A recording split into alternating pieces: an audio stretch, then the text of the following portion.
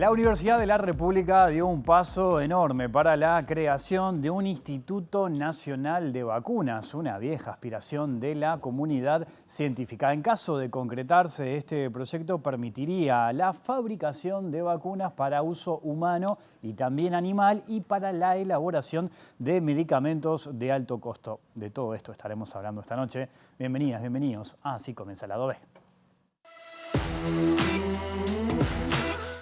El pasado 10 de agosto, la Universidad de la República presentó un estudio que reúne en proyección los aspectos técnicos y económicos para hacer posible la creación del Instituto Nacional de Vacunas. En el marco de la rendición de cuentas del 2021, el Parlamento asignó 7 millones de pesos por única vez con el objetivo de elaborar una propuesta de avance para la creación de un Instituto Nacional de Vacunas. La propuesta fue presentada al Poder Legislativo por la UDELAR en un contexto en el que el mundo emergía desde la pandemia. La idea sobre un posible instituto de desarrollo y producción de vacunas y rápidamente motivó la reunión de unos 15 investigadores y técnicos locales pertenecientes a diversas instituciones científicas con la vocación de promover una creación nacional. Entre los aspectos técnicos se consideraron principios relativos a la escala de producción, el nivel de riesgo de trabajo en la planta, su área física y características constructivas, el tipo de tecnologías a utilizar y su relación con los costos.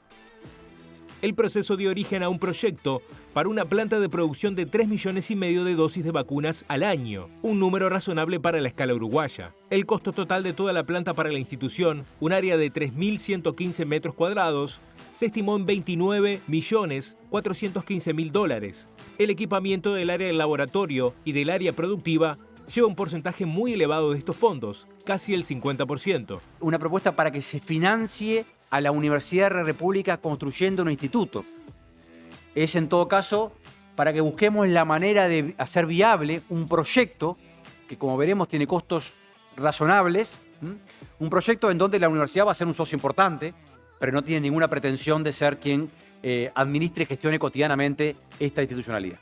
Es construir capacidades nacionales en un áreas específicas en donde además se encuentren la investigación, la innovación y la producción a nivel nacional, y vuelvo a decir, y esto para nosotros y en Uruguay en particular es relevante, articuladas con el mundo en general.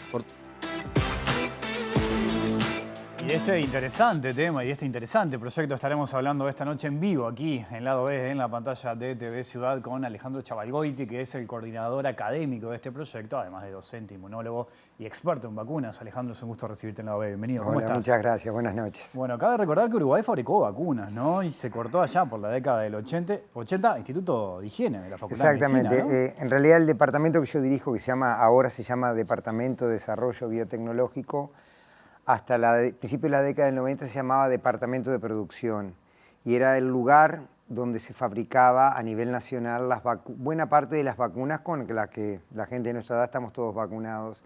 Ese proceso funcionó durante un par de décadas por lo menos, y a finales de la década del 80 se debió interrumpir porque cambió mucho el tipo de exigencias y normativas necesarias para poder fabricar productos inyectables de uso humano, sobre todo los biológicos, y empezaban a requerir infraestructuras que el país no contaba, y que en ese momento además las inversiones que habían que hacer no lo justificaban, porque las grandes empresas, había algunas empresas que podían fabricarlo a costos mucho más convenientes, y bueno, ese fue un proceso de desmantelamiento de la producción nacional que no se dio solo en Uruguay. En buena parte del mundo existían estas infraestructuras de fabricación pública que se fueron desmantelando. Bien, ahora vamos a ir a este proyecto, pero ¿por qué es importante que el Uruguay vuelva a fabricar vacunas?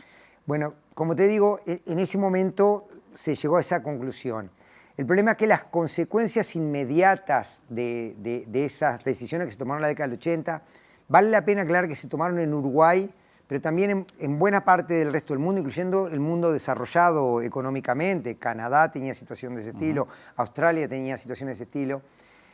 Y si bien en ese momento respondió a necesidades logísticas, los requerimientos y las inversiones que tenían, después se empezó a ver que, bueno, que en realidad el problema que tenía tener tan centralizada la producción mundial de vacunas era que ante una necesidad masiva de vacunas no existía la capacidad para poder satisfacerla. Cosa que vimos, o sea, yo digo siempre, la pandemia nos dejó un montón de enseñanzas porque vimos en tiempo real el desarrollo de una situación de emergencia. Entonces, yo volví a Uruguay a finales de la década del 90, yo hice mis posgrados en el exterior, y por allá por el 2002 me invitaron a ser miembro del comité editorial de una revista especializada en vacunas, y me pidieron un artículo de posición. Y yo justamente ahí ya planteé la necesidad de pensar que nuestros países tenían que volver a producir vacunas. ¿Por qué? Por dos cosas. Porque ante una situación de emergencia no había capacidad de afrontar la demanda. O sea, esto lo vimos en la pandemia, pero lo vimos también cuando hubo la amenaza de pandemia de H1N1, ¿se acuerdan? En 2009. Claro. En aquel momento la ministra María Julia Muñoz me pidió ir a hablar con la empresa que fabricaba la vacuna que iba a poder usarse, para tratar de reservar vacunas para entonces, pero ya sabíamos de antemano de que si había una crisis no íbamos a poder acceder. La pandemia Uruguay, por buen manejo y por suerte, accedimos hasta a vacunas, pero podría no habernos sucedido como le sucedió a buena parte del mundo. Entonces, ese es un motivo. Y el otro es que hay un montón de vacunas que son específicas de regiones o de poblaciones que no entran en las características de vacuna de mercado atractiva para las grandes empresas, y sin embargo son necesarias. Entonces no hay quien las fabrique. Entonces nosotros decíamos siempre que la necesidad de volver a fabricar vacunas en Uruguay tenía un doble componente, un componente de salud pública, un componente ético, proveer los medicamentos que necesitábamos para nuestra población, pero también tiene un componente de desarrollo económico que entendíamos que era importante.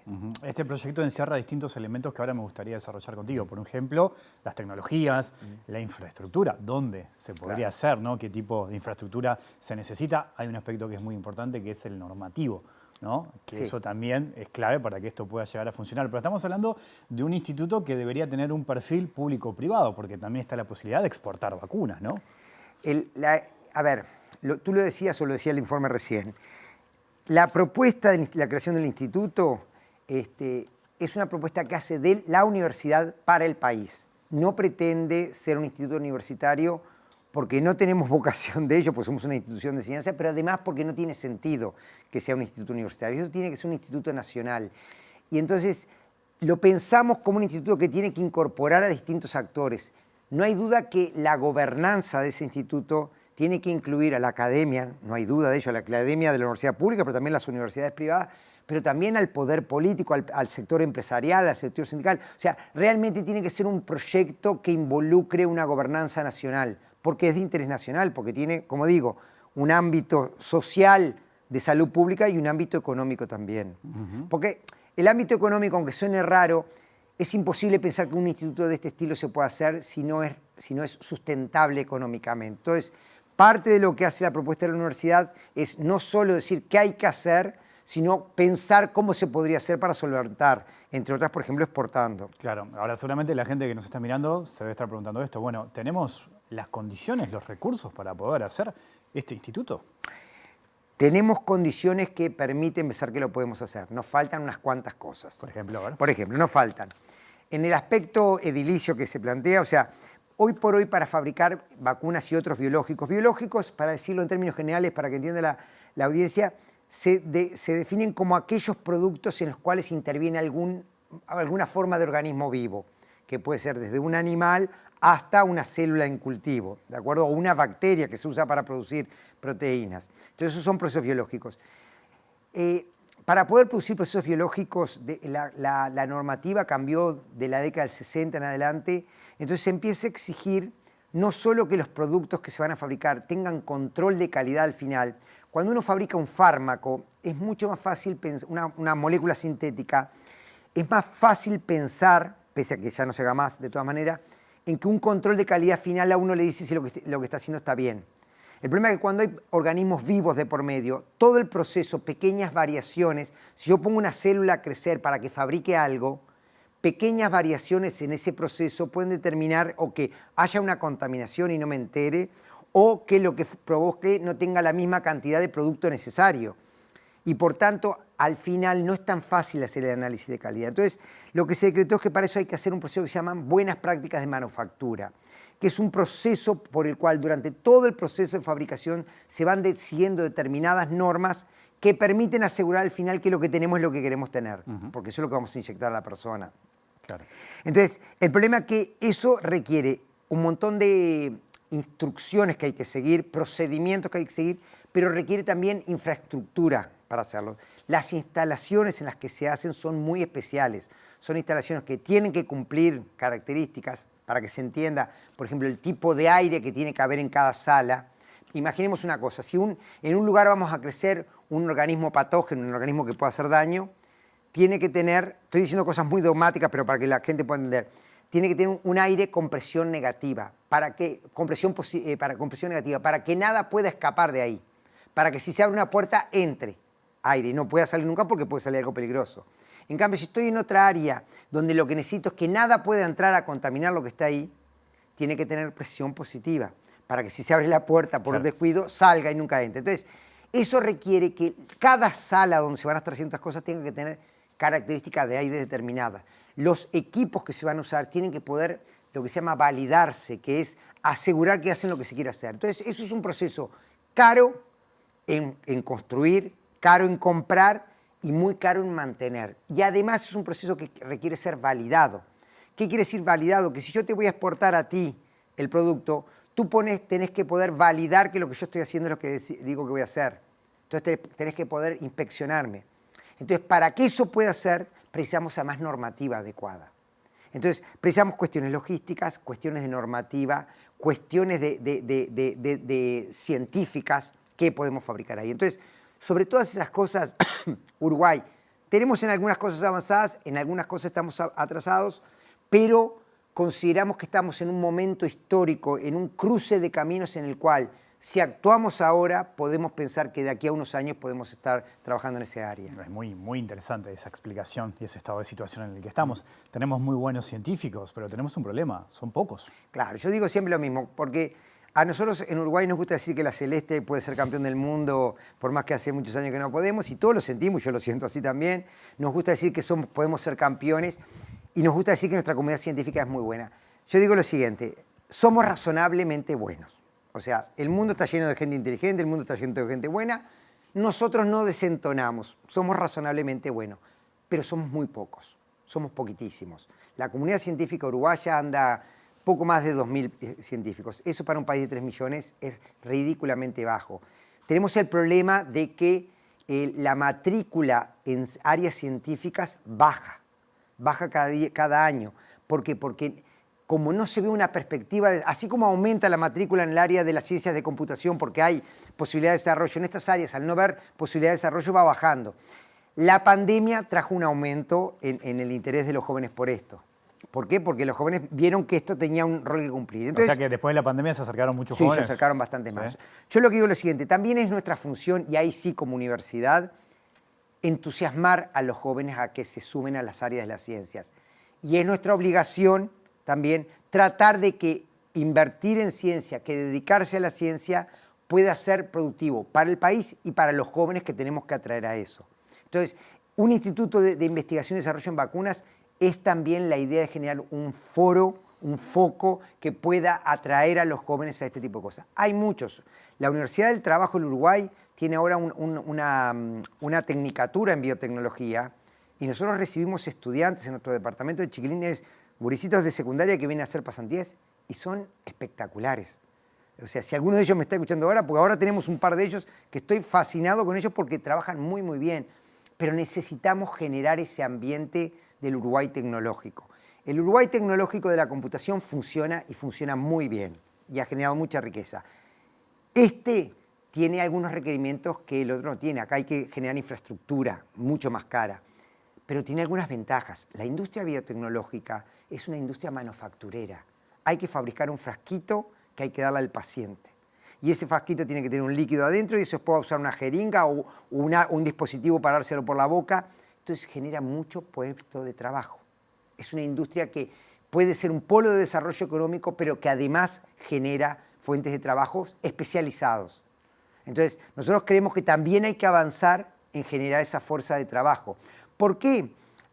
Porque una de las posibilidades es que consigamos toda la plata y lo hagamos solo nosotros. Pero la otra posibilidad, quizás más certera, es que haya un híbrido en el cual el país va poniendo plata, pero también vamos haciendo asociaciones estratégicas con otras empresas que pueden ver en Uruguay un lugar donde se puede fabricar, si tenemos la población adecuada. Ustedes se acuerdan cuando la gran inversión en Uruguay de UPM, que uno de los problemas, yo me acuerdo, yo lo leí ahí las noticias, yo recién había vuelto al país, de que faltaban gente que supiera soldar. Decían, qué curioso que en Uruguay, que fue un país donde las tecnicaturas eran famosas, los soldadores uruguayos se hacían ricos en el exterior, no tengamos soldadores.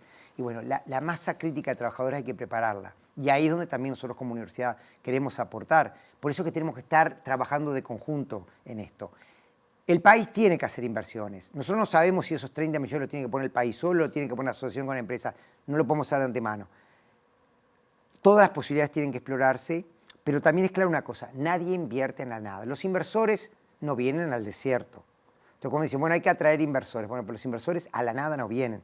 O le ofreces un lugar donde la educación es muy fuerte en estas áreas, o tenés personal muy desarrollado, o tenés una planta creada y podés venir a fabricar. O sea, hay que ir buscando, y eso es parte también de mi tarea, buscando las posibles asociaciones estratégicas para llevar todo adelante. Bueno, a propósito de eso, ¿no? Estamos hablando de un proyecto que significaría una inversión de cerca de 30 millones de dólares, ¿no? Recién mencionabas, no alcanza solo con lo que pueda llegar a poner el Estado, buscar inversiones afuera. ¿Tuviste contacto, por ejemplo? Sí, estamos moviéndonos todo el tiempo con contacto. Hemos tenido contactos con empresas, con instituciones académicas, con instituciones público-privadas de distintos países. En las próximas semanas están viniendo gente de distintas de empresas y de institutos a visitarnos. Vamos a firmar acuerdos de cooperación y complementación con la universidad. A ver, hay una parte que la podemos hacer como universidad, que es hacer acuerdos de cooperación y complementación. La semana que viene nos van a visitar los directivos del Instituto Finlay. El Instituto Finlay de Cuba fabricaron sus propias vacunas de COVID, pero tiene algunas cosas que a ellos les gustaría mejorar. ¿Sí? Por ejemplo, el tema de cómo se administran, la posibilidad de administrarlas por vía intranasal para que generen una inmunidad especial, para que no haya problema con las nuevas variantes, para que podamos cortar la transmisión. Entonces, hicimos un acuerdo de cooperación y complementación, por eso tenemos esos ayudantes. Entonces vamos a intentar hacer algo. Entonces van a venir, vamos a hacer una actividad en el instituto académica, después vamos a hacer una visita con el rector, pero después vamos a encerrarnos a trabajar, a pensar en cosas. ¿Sí? Después hay otras empresas de la región y del exterior con las cuales estamos hablando de negocios económicos. Hay empresas del exterior que fabrican vacunas y dicen, bueno, nos interesa hacer transferencia tecnológica en Uruguay, podríamos ver la posibilidad de hacer esas transferencias, de fabricarlas en Uruguay. Entonces, si nosotros tenemos la planta, que se pueden fabricar acá y se pueden exportar. Entonces, hay distintas formas, estamos tratando de hacer triangulaciones. Yo qué sé, porque además depende, yo les decía lo siguiente, o sea, la fabricación de vacunas, el abanico grande de vacunas, o sea, la cantidad de empresas en el mundo que tienen un portafolio de vacunas amplio, o sea, buena parte de las vacunas que son universal, la cantidad de empresas en el mundo me alcanzan los dedos de esta mano para contarlas. Son muy, muy, muy poquitas. Hay un tema de qué fabricar, cómo, porque hay un tema de propiedad intelectual. Entonces, el tema es, tampoco nosotros podemos pensar que el instituto va a ser ponernos a fabricar todo. Claro. Porque no tiene sentido, porque no podemos, ni tendría sentido. Entonces, lo que definimos en el proyecto de la universidad fue focalizarnos en un par de tecnologías. ¿Sí? En un par de tecnologías que son las que vamos a tratar de promover las vacunas que queremos fabricar. Una es una tecnología que ya dominamos ampliamente, que es una tecnología que se llama proteínas recombinantes. La idea es, si yo preciso una proteína, la proteína es esa molécula que en muchos casos es la molécula que usamos para inyectarle a la persona para que sus defensas actúen y que a eso le sirve como para reconocer al patógeno cuando entra. Si hay algo que digo que no suena entendible, me lo decís y lo explico de vuelta. Pero la idea de una vacuna, ¿se acuerdan? Para toda la audiencia es tratar de que el individuo, que nuestro sistema inmunológico reconozca algo que se parece o es una parte del bicho dañino, digamos, que se llama patógeno, para que cuando lo veamos de verdad ya sepamos cómo responder contra él y no nos enferme. Esa es la idea clásica. En términos criollos, que cuando vemos venir al bicho ya sabemos cómo defendernos. Ya sabemos cómo defendernos. Esa es la idea clásica de vacunación. Es usar la capacidad que tenemos de reconocer a los bichos en forma específica, sé que este es el bicho A y este es el bicho B, y además recordar que ya lo vi, y si ya lo vi ya sé cómo atacarlo. Entonces esa es la idea muy, muy, muy dogmática y clásica de lo que es la vacuna. Entonces muchas veces lo que damos es una partecita de ese bicho, que es una proteína.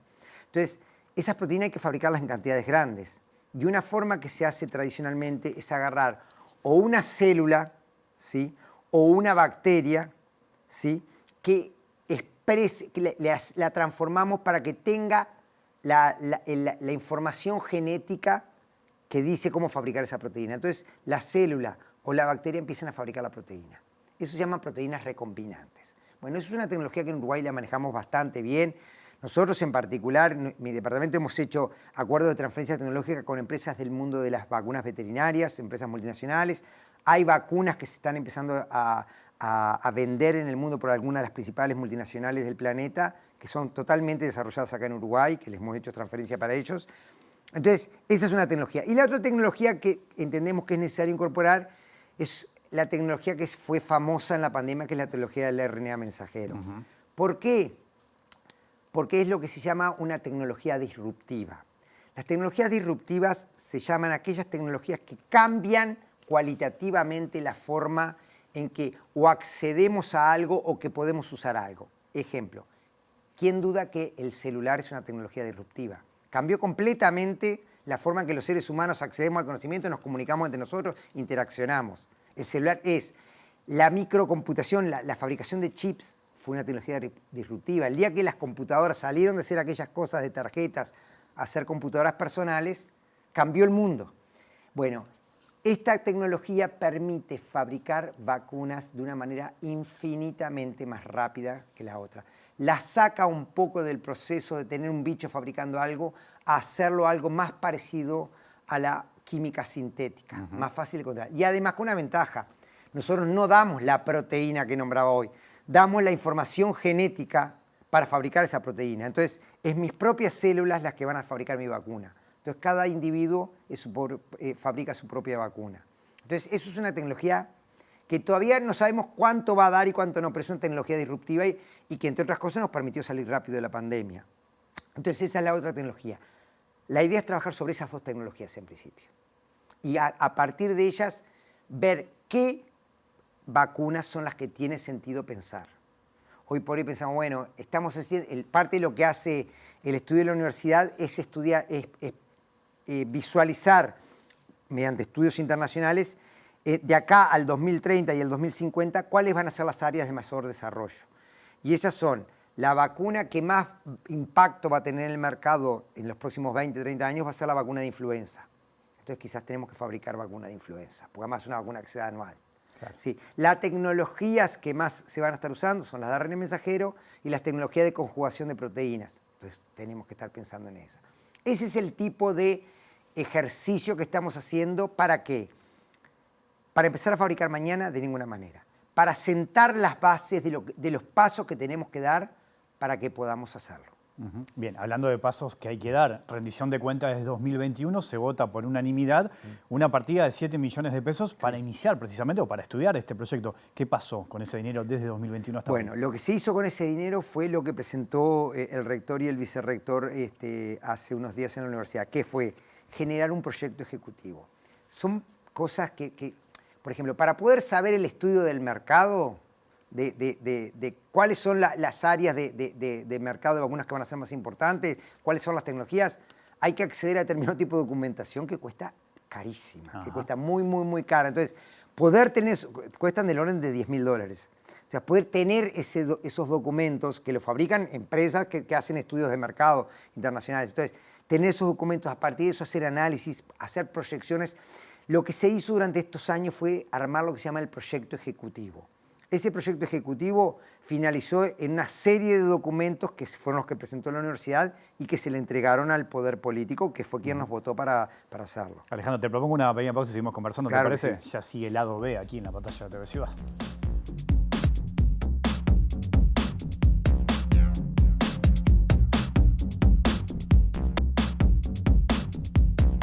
Seguimos en vivo aquí en Lado B, en la pantalla de TV Ciudad, conversando con Alejandro Chavalgoiti, coordinador académico de este proyecto que estamos hablando del Instituto Nacional de Vacunas. Hoy en el primer bloque, Alejandro, hablábamos de los pocos actores que están siendo protagonistas de esta historia. Hablábamos de la transferencia tecnológica también, de la propiedad intelectual, ¿no? Sí. ¿Cuánto pesa todo esto en este desarrollo, en este proyecto? A ver, pesan todos y en distintas formas. O sea, que sean pocos los actores implica que buena parte de la intención mundial, la OMS, pero las propias empresas, es la necesidad de descentralizar la producción de vacunas. O sea, porque no es solo el tema de la producción propia, sino que es, aún las vacunas que desarrollaron otros, hay que poder descentralizar la producción porque, lo vimos en la pandemia, las capacidades instaladas actuales en el mundo no alcanzan para hacer frente a un escenario de pandemia en tiempo y forma. Digo, porque nosotros tenemos la suerte de sentir que se acabó la pandemia y no tenemos más problemas, pero recordemos que buena parte del mundo quedó sin vacunar y siguió muriendo durante mucho tiempo. Vecinos cercanos, la gente moría porque no tenía acceso a las vacunas. Entonces, descentralizar es un problema. La propiedad intelectual es parte de la forma en que se mueve el mundo actual. Hay una discusión muy grande que podrá ser algún día un tema de otra entrevista de hasta qué punto tiene sentido o no. Yo tengo una posición muy clara ahí. Yo digo, el problema de la industria biotecnológica como se desarrolló en el mundo a partir de la década del 60 es que el valor de una empresa era igual al valor del portafolio de patentes que tenía. Por tanto, las empresas nuevas lo que fabricaban no eran medicamentos, eran patentes, porque su producto de venta eran patentes, no el frasquito que llegaba. Y por tanto, sus clientes no eran el paciente que iba a recibir el medicamento, sino las empresas que podían comprar esas patentes. Entonces, eso generó una forma de modelo de desarrollo de negocio que yo creo que tiene sus bemoles.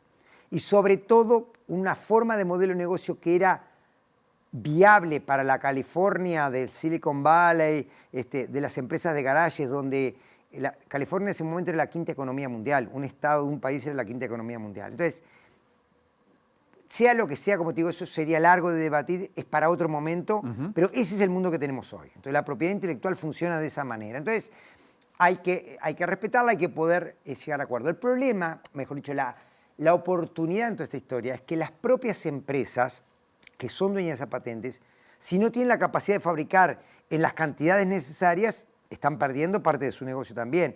Entonces ahí existen lo que se llaman acuerdos de transferencias tecnológicas, asociaciones estratégicas.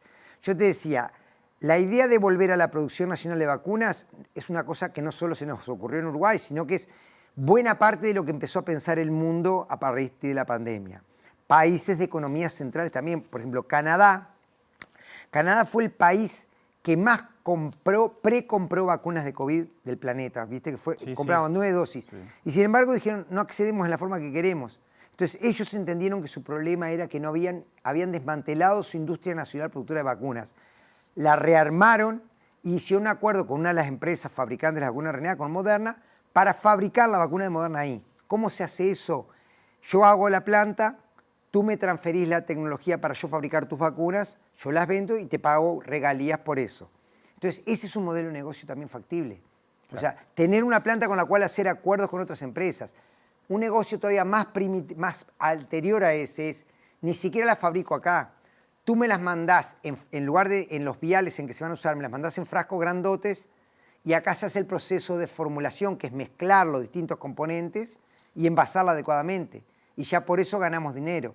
Entonces yo te explicaba recién, si la vacuna A cuesta en frascos 20 y cuando la compro en grande cuesta 3, que esa es la diferencia, los 17 son dinero que yo estoy ahorrando y que puedo invertir en la propia planta. Alejandro, ya en el cierre, ¿no? El informe dice que la construcción de la planta llevaría unos 24 meses, pero después hay que esperar, ¿no? ¿Cuánto podría llevar en total? Y después lleva un tiempo largo, puede ser 2 años por lo menos, una vez que puede empezar a producir. ¿Por qué? Porque es lo que te decía, una vez que está fabricada, es necesario, fabricada la planta, digamos, es necesario validar la planta, cada uno de los equipos que se van a usar, todos los equipos que se van a usar, el flujo de manejo, tienen que venir inspecciones a hacerlo y eso lleva tiempo. Entonces, si queremos estar preparados para la próxima pandemia, tenemos que empezar a movernos ya para pensar que de acá a 4 o 5 años podamos estar fabricando algo. Preparados para la próxima pandemia. Ay, eso hizo un poco de ruido. Suena terrible, pero bueno, está bien que lo digas.